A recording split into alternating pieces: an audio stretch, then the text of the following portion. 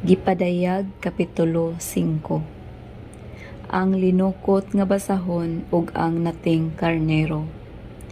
Nakita ko ang usa ka linukot nga basahon diha sa tuong kamot niadtong naglingkod sa trono. Gisulatan kini sa sulod ug sa gawas ug gisilyuhan og 7 ka selyo. Ug nakita ko ang usa ka gamhanang anghel nga nagsinggit kinsabay takos nga mutangtang sa mga selyo ug mubukhad sa linukot nga basahon.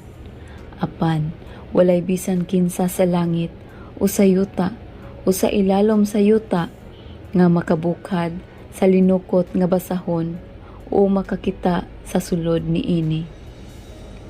Naghilak ako pag-ayo kay wala may nakaplagan nga takos sa pabukhad sa basahon ug sa pagtan-aw sa sulod niini. Unya, usa sa mga pangulo miingon kanako, ayaw paghilak kay ang leon sa banay ni Juda, ang gamhanang kaliwat ni David, midaog ug makatangtang siya sa 7 ka selyo ug makabukhad sa linukot nga basahon. Unya nakita ko ang usa kanating karnero nga nagtindog taliwala sa trono nga gilibutan sa 4 ka buhing binuhat ug sa mga pangulo. Ang nating karnero daw miagig pagkamatay. May 7 kini kasungay ug 7 ka mata nga mao ang 7 ka espiritu sa Dios nga gipadala ngadto sa tibuok kalibutan. Miduol ang nating karnero o gikuha niya ang linukot nga basahon gikan sa tuong kamot ni adtong naglingkod sa trono.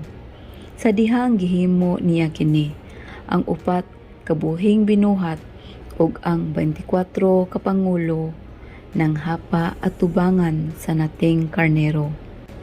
Ang matag usa kanila may dalang alpa ug mga bulawang panaksan nga puno sa insenso nga mao ang pag-ampo sa katawhan sa Dios.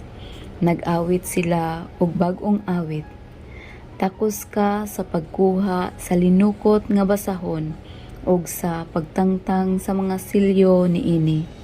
Kay gipatay ka og pinaagi sa imong dugo, gitubos mo ang katawhan alang sa Dios. Gikan sa tanang banay, pinulungan, katawhan ug kanasuran.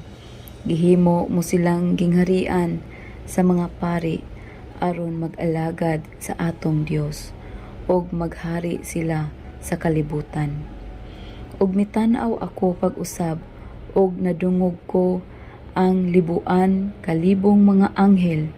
Nag-alirong sila sa trono uban sa 4 kabuhing binuhat ug mga pangulo ug nag-awit sila sa makusog. Ang nating karnero nga gipatay takos sa pagdawat sa gahom, sa bahandi, sa kaalam ug sa kusog, sa dungog, sa himaya ug sa pagdayeg.